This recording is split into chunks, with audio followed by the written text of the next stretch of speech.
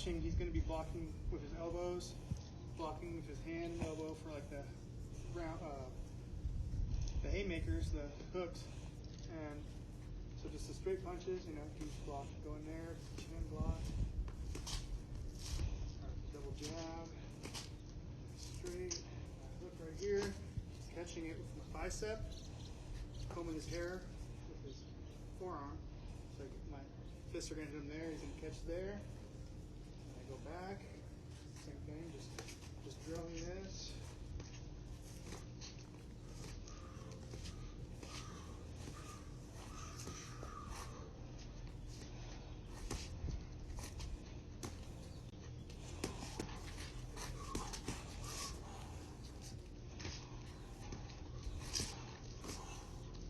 Flow in the fist, just punches back and forward.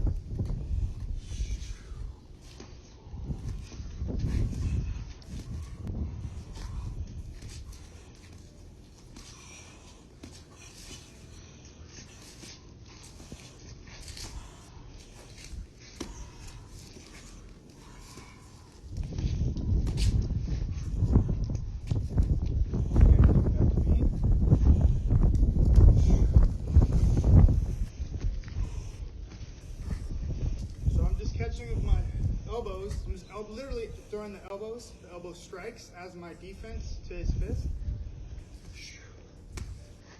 And when he throws hooks, hook, come out here, just blocking here mainly, and then stopping the power, the arm. Back and forth.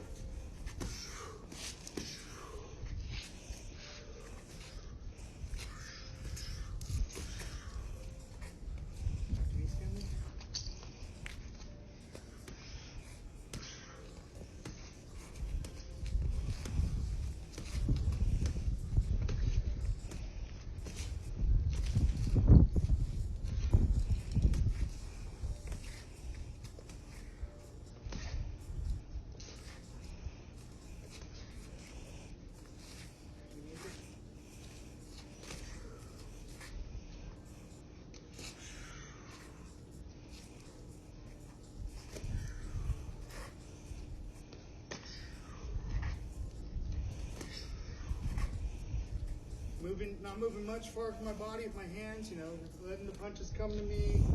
When that snap comes, I'm extending his fist and arm, blocking, stopping it with his energy of my elbow.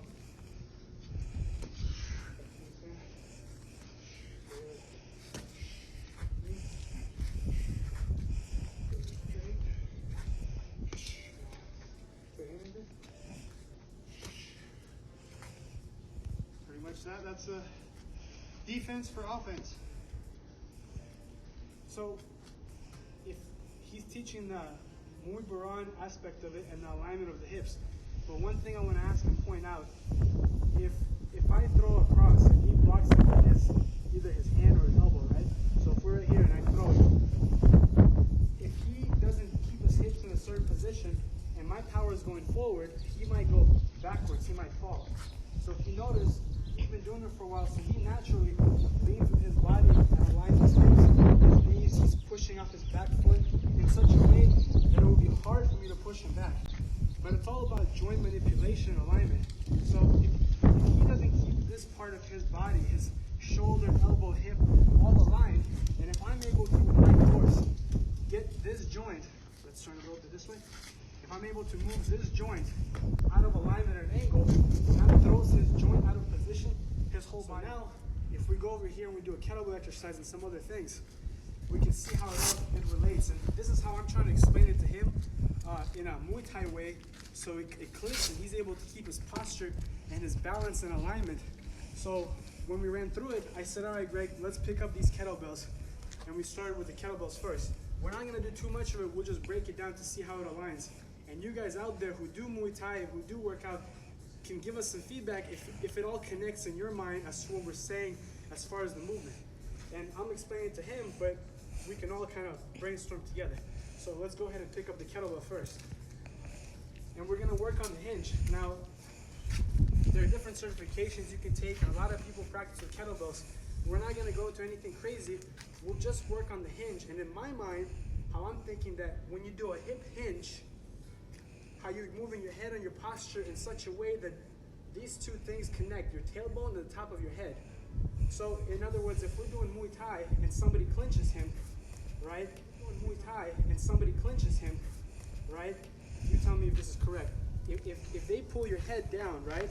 If I pull his head down and his head and hips are not connected, I'm gonna pull him down. But if he connects the top of his head and his hips and he postures out of it. So now let's say somebody broke his posture, they brought him down, right? And if he hinges his hips backwards, now if he wants to come up, if he gets his hips underneath him and pops his hips forward, good, like that. Except now, don't bring this forward because that puts you in a backward state. Just push your hips back, and let's say you keep your knees right where they're at, like this. Now pop your head up. That's it, you see? And a second ago, what he did was he came down, but he went like this. He went forward like that with his body, and then he came up. And the difference is this time, he's going to put your hips back. He's just gonna pop his head up and go up, up, up, up, up, up, up. Good. So we're gonna take the kettlebell, and all we're gonna do is we're gonna put our chest up, keep our back straight, the top of your head and your tailbone all aligned. You're gonna put your forearm on your inner thigh, and you're gonna pop your butt back like this. And you can pull your shoulders back and use the other hand as a lever here, as a guide. So we're just gonna start with going to neutral position in the middle and put the kettlebell here. And now all we're gonna do is do a Muay Thai block, which was the elbow block, right? Yep. When he turns his shoulder a little bit like that with the elbow, these two things move together. Good, now just point your knees a little bit more forward. That knee goes back a little bit more. So yeah, there you go.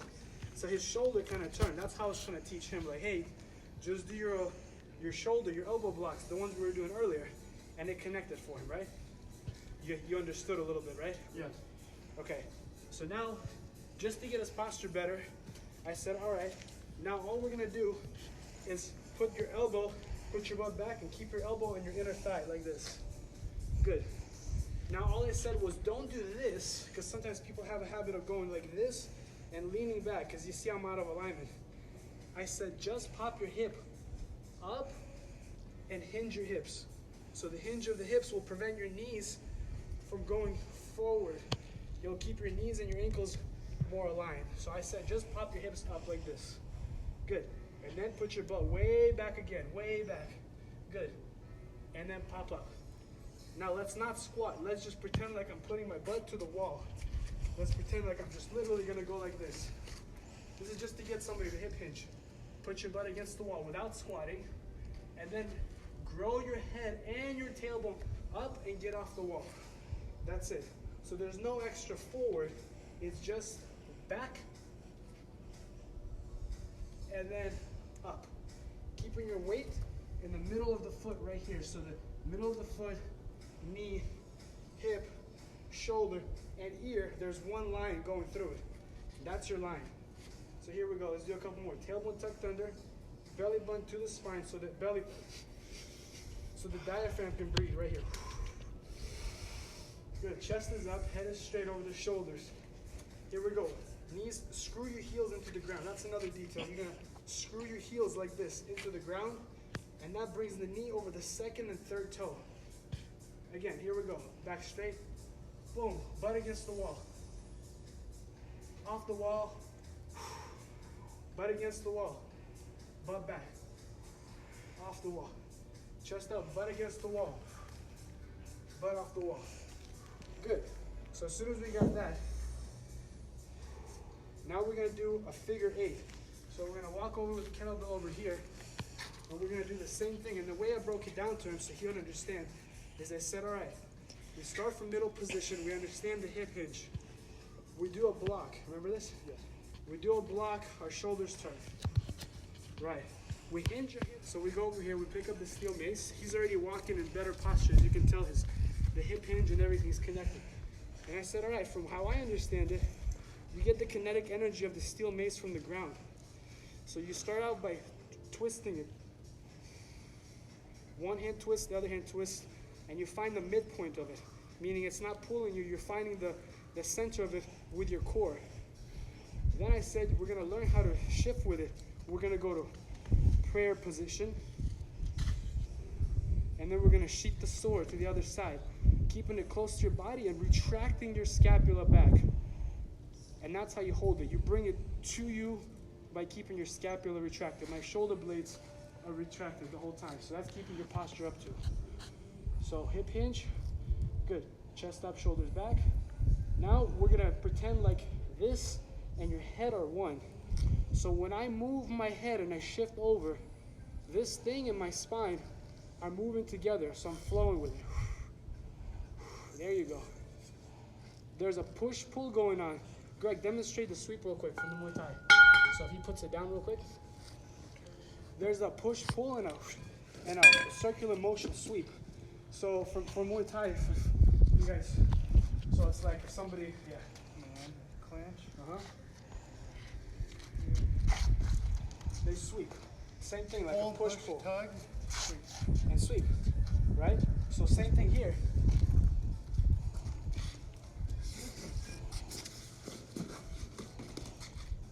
So we're gonna push-pull with this thing.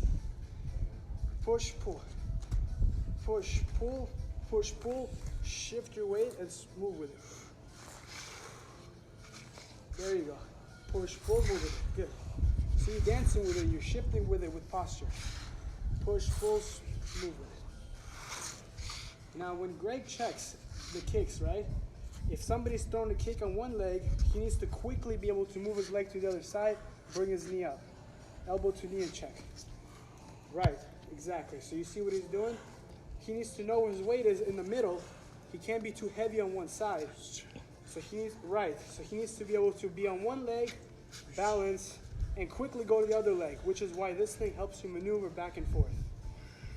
Then we go to the knees. So we take this thing up and we walk over here and we do some walking knees with it. So the drill for Muay Thai is when you warm up, you walk with the knees, right? And you thrust. So same thing here.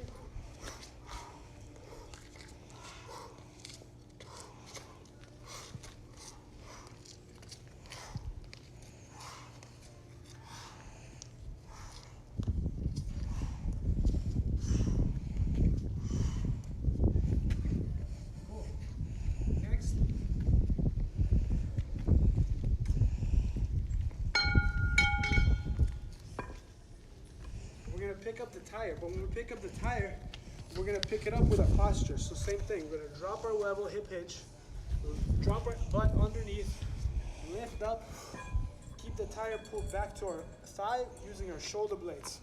So instead of me trying to use my muscles to hold it, I'm gonna pull my shoulder blades back. When we walk with a tire, you can think about blocking the elbow, passing the kettlebell over, hip hinging, and you can use this kind of figure eight motion to carry a heavy object, and we're going to use this motion to throw. So if we walk over here, you're going to watch us as we throw the tire using a shot put, kick, Muay Thai movement. You can think about it like a spinning back elbow. So basically, what we can do here is the way I think about it, and I told Greg, and I think it connected with him, right? Spinning roundhouse. Spinning roundhouse. So the way I think about it is turn the shoulder with the elbow block. I'm doing it slow motion and then I'll do it all at once. You step through like a spinning elbow, wind up with the hip, and then you would throw and you kick. There you go.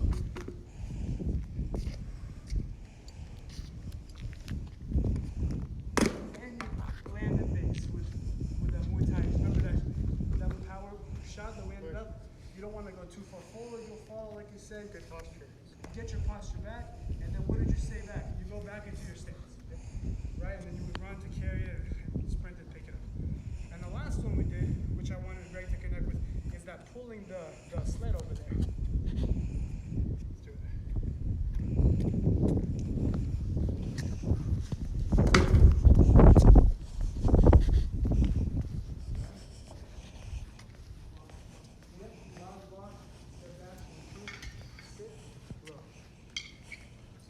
So I try to get into block, and connect that figure eight movement to rolling the sled and staying up with posture. So if you watch what he's going to do, he's going to start by keeping the same posture upright, block, row, block, block, block, squat, posture up, row. Same thing, the hip hinge. He's ending up with good posture. Block, block, squat, row. Block, block, squat, chest up, row. And that's it.